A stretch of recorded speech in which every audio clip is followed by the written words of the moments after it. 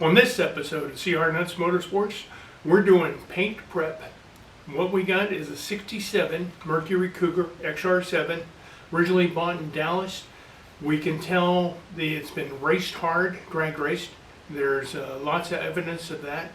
It is picked up in the field. We bought it, been in the field for over 20 years. The front end had been damaged, the frame had to be straightened. The rear quarter panels, both of them had been punched in, and whoever repaired it liked Bondo, let's put it that way. We did the best we could. We couldn't get parts, and if we could get parts, I couldn't afford them because it was out of control. So we did what we could. Did not replace Bondo with Bondo. We punched it out, we pulled, we stretched, we cut in brand new. We made the fender wells. We enlarged them a little bit, and we did it from scratch. With sheet metal, we bent it ourselves, we welded it up, put it in, and did both sides, and they look really good. To be honest, I'm kind of surprised it turned out as well as it did. I owe all that to Fritzy's Fabrication. I watched follow him on YouTube, and he is an outstanding teacher. And if you haven't checked him out, you ought to do so if you're interested in doing that. So we're going to fix this thing up, get it painted, and then we're going to move on to the electrics and the interior and the finishing stages. Underneath has all been sandblasted and painted with a rust preventative, and then a chassis black on top of that with a gas coated, and then we painted it, put it in with the new fuel pump for the Holly sniper system, EFI. So we got it getting really close here. So let's get done with the sanding, and then we'll get to the paint aspects of it, because it's a major process of painting. It's not an easy one. It's not a spray can, that's for sure as hell. So we're going to have fun, and why don't you come along for a ride? Let's go.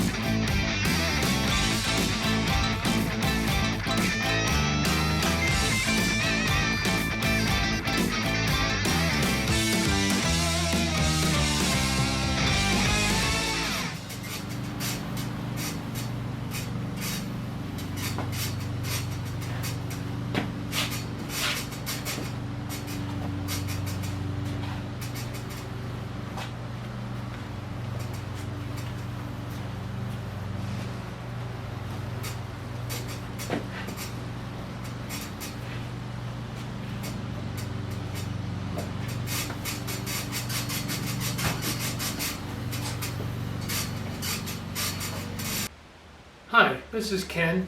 I'm going to interrupt just for a moment. I want to talk to you in Ken's Corner. Sandpaper. We're in the midst of painting. There's a lot of new technology in sandpaper, things that I really hadn't been that aware of, and I'm only becoming exposed to it and jumping on the bandwagon. Traditional sandpaper, was sand glued to paper. Okay, there's other products used. Sodium silicate's what they generally call it. Okay, I've even seen corn cob particles ground up. There's other particles could be too. Here's the point. It's traditional. You have a grit system. The lower the number, the coarser the paper, the coarser the scratch, the more it cuts. The higher the number, the finer. It's available in all different types of sizes. You can buy it in sheet form. You can buy it in round for your orbital sander. You can buy it inline sander size. You can buy it in sheets. You can buy it in wet and dry, where it can be used in a wet application and dry application. Wet application leaves less of an imprint. These products we know, we use all the time. And you wear them out, you throw them away. New technology. K-paper. This is a brand new Abrasives. I discovered this brand through Paint Society on YouTube. Brian did a piece on this and he was absolutely right. I bought some, I tried it. Great product. Expensive. You pay twice the price for it, but it's a great product. K is the way they register the size. Okay, so this is a 360 K, and a 360 cuts like a 360. It may even cut a little bit better. In other words, removes more quicker, but it leaves a finer scratch. It only leaves an imprint of, let's say, damn near 500. Very, very fine, but it cuts really good. It's amazing paper. It's very flexible. It's very soft to the touch. It does a great job. You go slower. You set your sander speeds to slower, and it really is fine. When it wears out, you just throw it away. Unfortunately, it costs a lot of money. So I only use this product when I'm getting down to money, and that's when I'm going to shoot color. So my last sanding of build primer, and before I go to color, is when I break out the K paper. Now start with a 360 and I'll finish with a 600. You don't want to go higher than a 600. You may jeopardize adhesion because the paint's got to have so much of a roughness to bite into. So this is important. Now, and when you get to, if you clear coat, or let's say you want to polish out your single stage system, even the dry papers, K paper, is available up to 2,000, I think. You can run a 1,000 to 1,500 to 2,000 and then polish that. And this stuff is great, okay? But like I say, the downside, it's expensive. The other thing that I've known about all my life, really, but I never thought of it in an automotive paint world, was scour pads. Now these I buy, and I'll put the link below. Fantastic product. Not expensive, very durable. 3 basic colors. You got gray, which is very fine, with 400, 600 grit, something in that neighborhood. You got this maroon, red paper. It's a scour pad.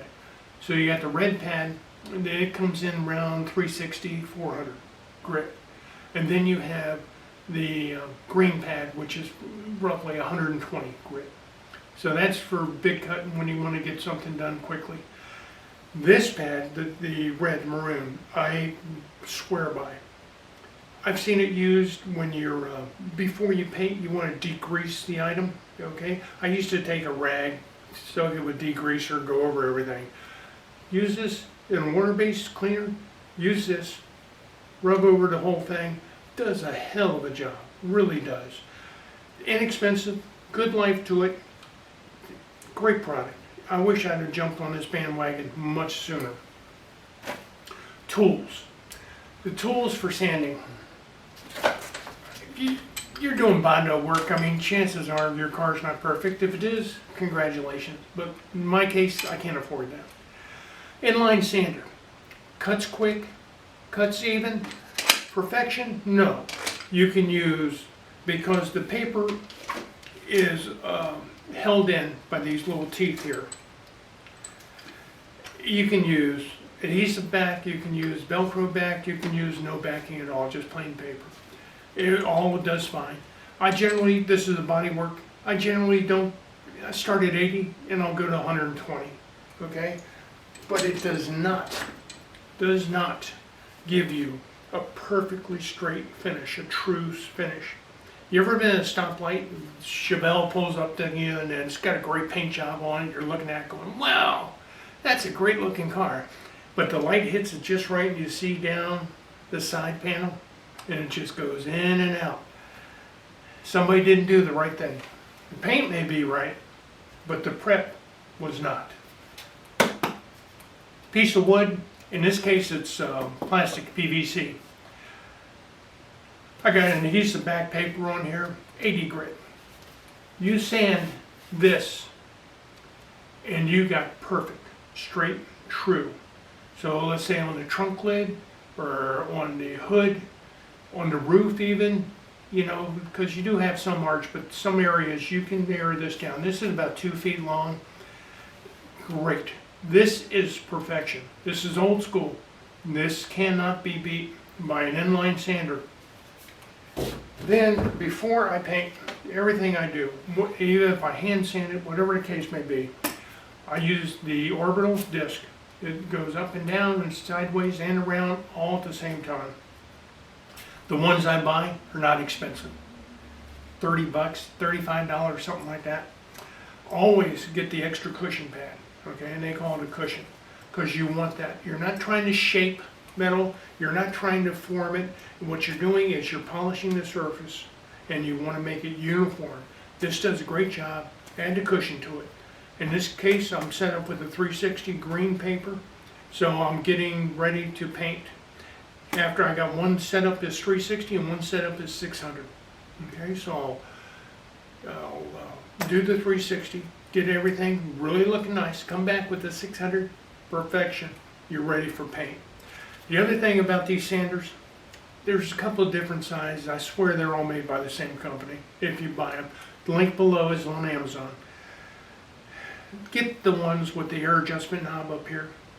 They make some with it down here and my fingers hit them every time. So you're in the midst of sanding and even delicate area.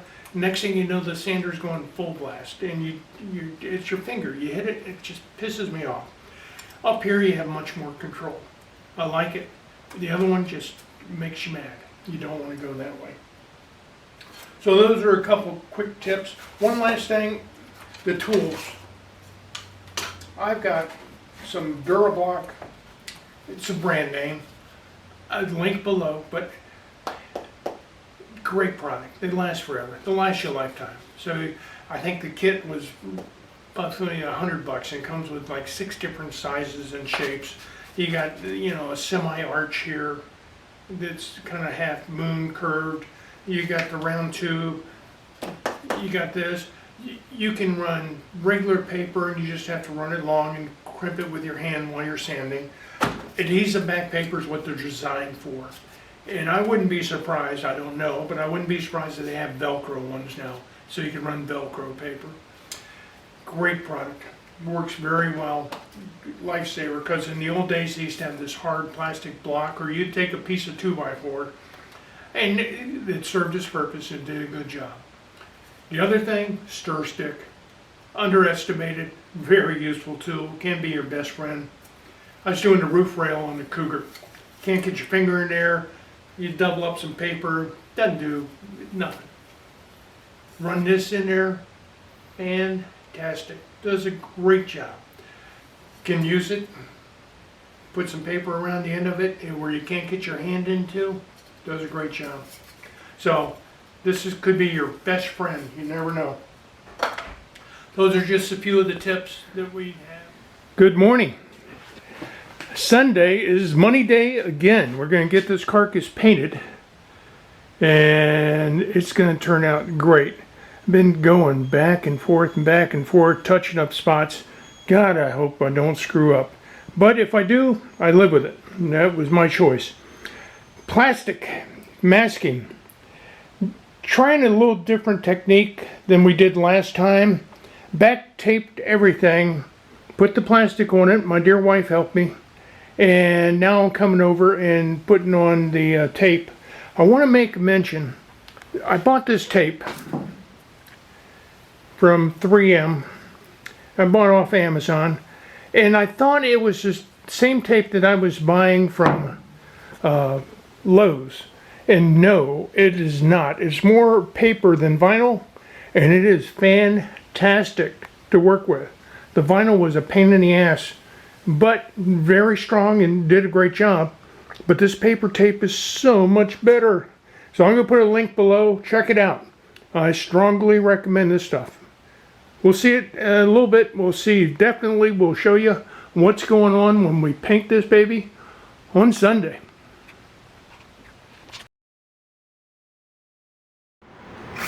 What we have here is we're getting ready to mix. Today we're gonna shoot the epoxy primer, okay, but it's gonna be thinned down, so it's gonna be a sealer application. We're just to get white. The metallic blue we're shooting, they want a white bottom, so we're using a white epoxy primer for a base coat, and then we'll put on the blue, and we'll do 3 coats, then a mist, and finally will be a clear coat mist, and then a clear coat with flake. That's what we want to accomplish today. So I'm setting up the epoxy primer right now. Going to mix it up. The stuff settles big time. So you have, even if you use it in an hour, you need to stir it again. You can't trust it. We're going to use the 3M PP S2.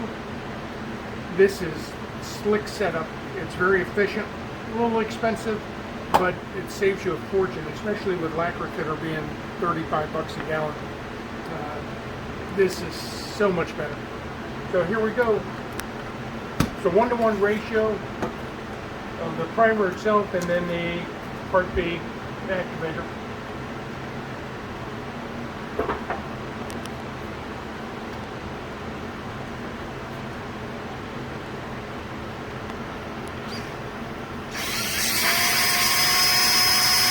Always start the drill on low speed. High speed, you'll be wearing it.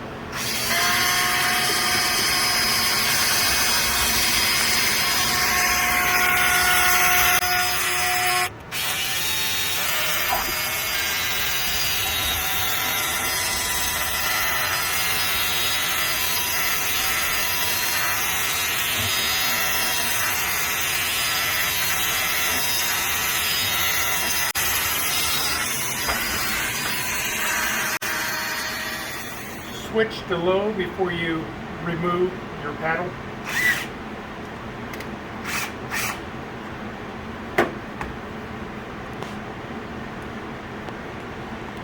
This material is pretty viscous.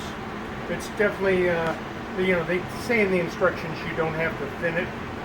And shooting it straight as a primer itself is one thing, and the epoxy primer, difference between it and your normal primer is epoxy is waterproof. So the ideal is on bare metal you won't put epoxy, then follow it up with a standard primer.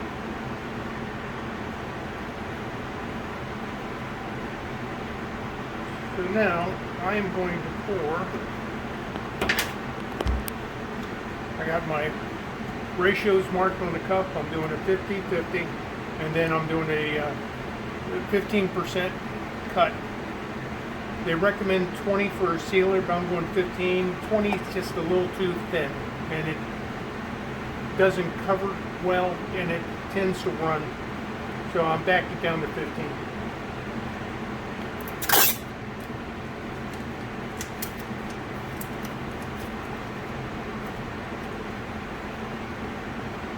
Lacquer thinner.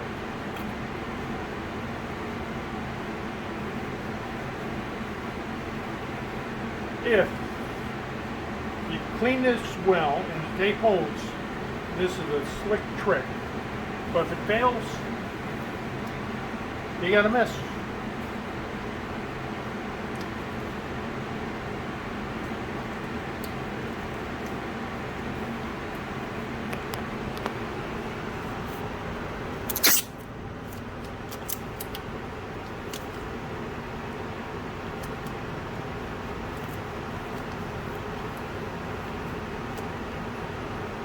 If you don't get those edges in tight, it leaks, and it's not the best way to do it.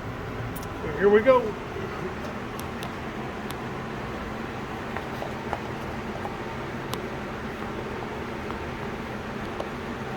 Now you find out if you've been drinking all night.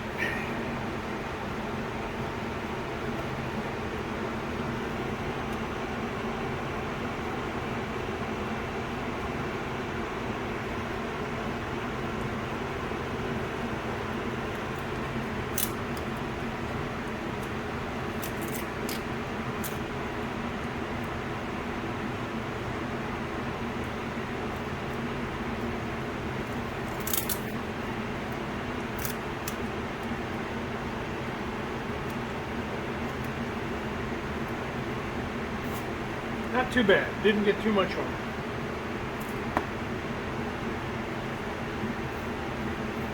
I guess I could have put gloves on to begin with, but see, and the lid's nice and clean.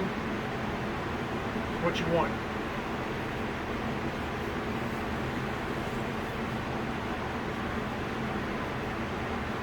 So we'll get it ready for the next application. Next time we use it. There.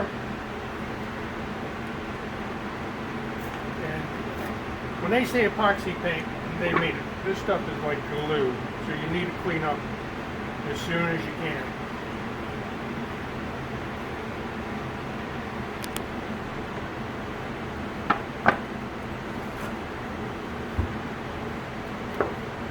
The white epoxy doesn't, it must be, it's got the titanium oxide in it for the coloring, the pigment.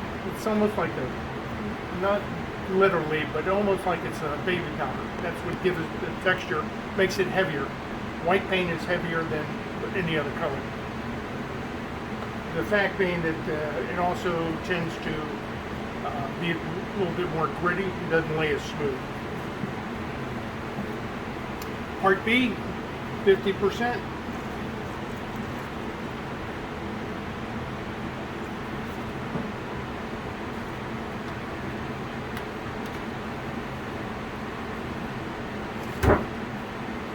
As you can tell, I like Eastwood products. The only thing I don't like about Eastwood is their freight policy. Above and beyond that, I love their products. I guess I could wear gloves.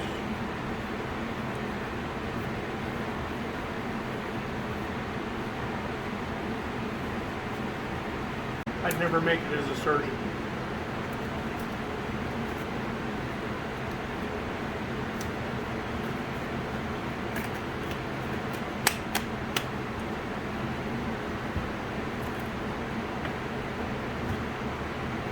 Reducer. Using slow speed, okay? It doesn't cure as fast, but it allows the paint to smooth out and lays flatter. 76 degrees and 45% humidity. Pretty nice painting environment. For Texas, not bad. Let's add the cut. Here we go. Mix her up.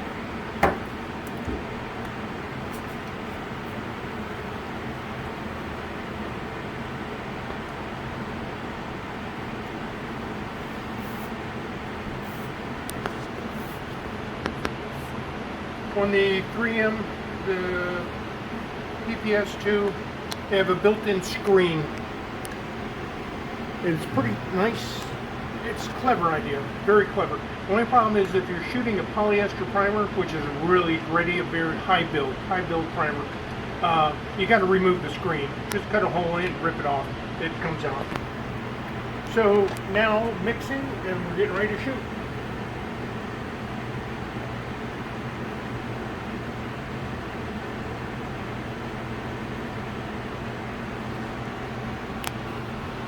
You remember how it poured such a heavy viscosity when it poured? Put the part B in it and you put a little bit reducer and it's becoming much more manageable.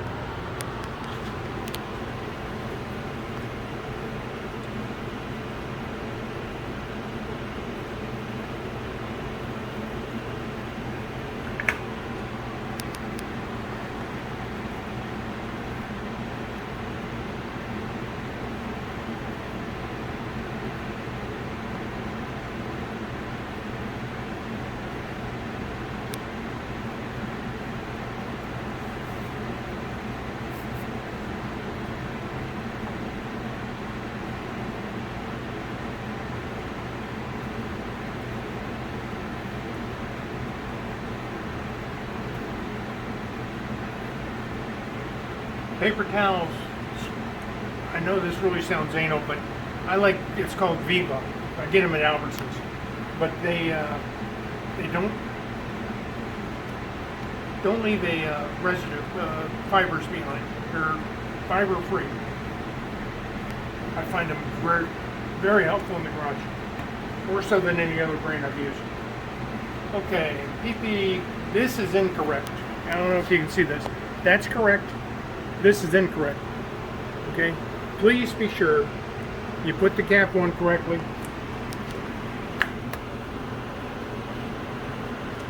And before you go shaking, take a look and make sure everyone's lined up just perfect. Okay? Make sure you got your plug in, because I've taken a bath a few times.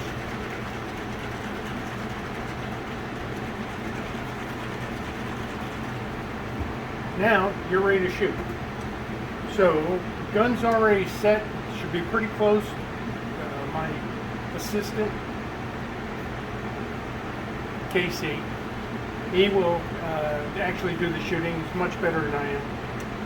When you remove the plug, put a diaper, because it tends to build up a little bit of gas and it will spurt on you. So I'm just going to peel it off real slowly and have the diaper there. There we go. I throw that in. I reuse these things. They give you a lot of them when you buy the setup. So we're ready to go.